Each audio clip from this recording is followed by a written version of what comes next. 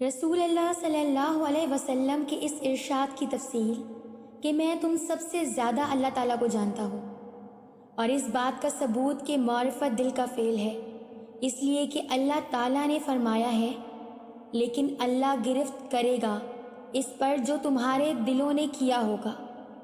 یہ حدیث ہم سے محمد بن سلام نے بیان کی۔ وہ کہتے ہیں کہ انہیں اس کی ابدا نے خبر تھی۔ وہ حشام سے نقل کرتے ہیں۔ حشام حضرت عائشہ رضی اللہ عنہا سے وہ فرماتی ہیں کہ رسول اللہ صلی اللہ علیہ وسلم لوگوں کو کسی کام کا حکم دیتے تو وہ ایسا ہی کام ہوتا جس کے کرنے کی لوگوں میں طاقت ہوتی۔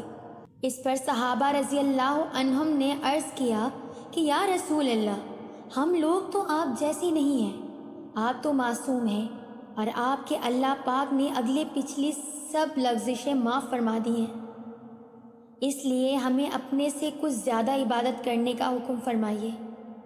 یہ سن کر آپ ناراض ہوئے، حتیٰ کہ خفگی آپ کے چہرے مبارک سے ظاہر ہونے لگی۔